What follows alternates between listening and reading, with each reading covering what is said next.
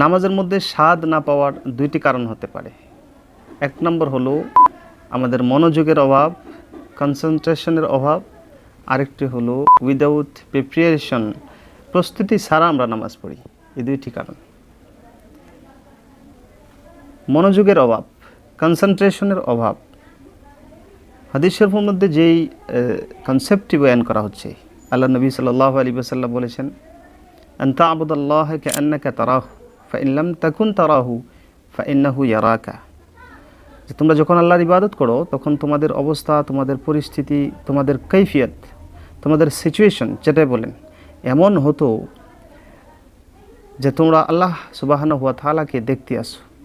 যদি এতটুকু না হয়, কমস কম এটা হতো যে আল্লাহ তাআলা আমাকে দেখতেছে। কিন্তু আমাদের পরিস্থিতি কি?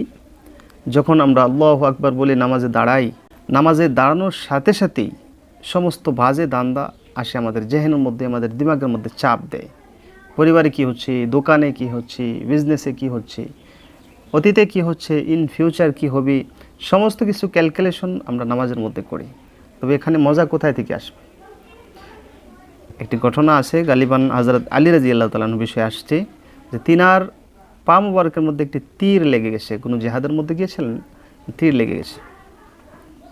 এবার এই তীর কেউ খুলতে পারছে না। তখন সাহাবারা বুদ্ধি করলো যে হযরত আলী রাদিয়াল্লাহু তাআলা আনহু যখন নামাজে দাঁড়াইবে তখন তিনার তীর খুলে দেব। ঠিক এভাবেই কাজ করা হলো। তিনি নামাজে দাঁড়ালেন, সবাই মিলে তীরটা খুলে দিল। এমন মজার কথা হলো, তীর যে খুলছে হযরত আলী রাদিয়াল্লাহু তাআলা আনহু টেরও পাচ্ছে না যে আমার তীর খুলে দেওয়া হলো। নামাজ পড়ে তিনি জিজ্ঞাসা করছে যে আমার পায়ের তীর কোথায়, কে খুলেছে, কিভাবে খুললা? এত মগ্ন হতেন তারা এভাবে নিজেকে আত্মনিয়োগ করতেন নামাজের মধ্যে। তখন গিয়ে স্বাদ আসে, খুজু ভালোভাবে আসে, তখন গিয়ে নামাজের মধ্যে মজা আসে। নামাজটি হলো একটি স্যাটিসফ্যাকশন হাসিল করার মতো একটি ইবাদত, যেটার মধ্যে মজা আসে, ফিলিং আসে, শান্তি পাওয়া যায়। বিশ্বনবী সাল্লাল্লাহু আলাইহি ওয়াসাল্লামের চোখের মনি ছিল নামাজ, নবীজির মুহাব্বতের আমল ছিল নামাজ। নবীজি নামাজ পড়ে অনেক পছন্দ করতেন। নামাজের মধ্যেই নবীজি স্যাটিসফ্যাকশন হাসিল করতেন, মজা পেতেন। কিন্তু আমরা যখনই নামাজে দাঁড়াই একটি অস্থির ভাব লাগে, কোন সময় শেষ হবে, কোথায় যাব, কি করব, একটি চাপ এসে আমাদের শরীরের মধ্যে যেমন লেগে যায়। এটা এই কারণেই হচ্ছে, যেহেতু আমাদের ধ্যান, আমাদের মনোযোগ নামাজের মধ্যে অত্যন্ত কম।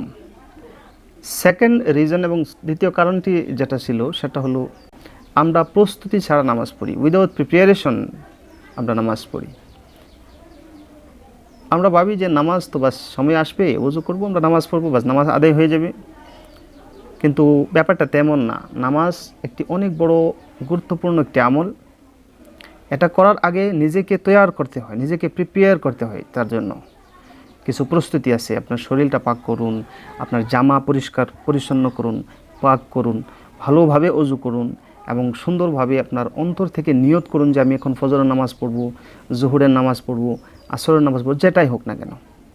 তারপরে যাইয়া যখন নামাজে দাঁড়াইবেন, যে জায়গায় দাঁড়াইবেন ওই জায়গাটা পবিত্র, পাক হতো, আরামদায়ক হতো, সুন্দর জায়গা হতো, যেখানে যাওয়ার পর শান্তি লাগে।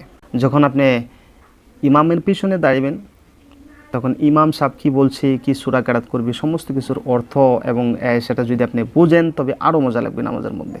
তাই এই জন্যে সূরা কেরাতগুলো শুদ্ধ করে শেখা এবং অর্থ বোঝা।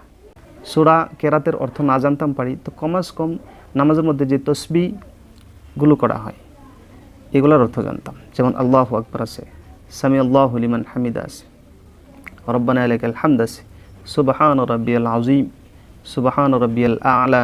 এগুলো ছোটো যেগুলো তসবিহ আমরা নামাজের মধ্যে পড়ি, ওগুলোর অর্থটা আমাদের পুরো জীবন চলে যায়, আমরা শিখতে পারি না, জানি না।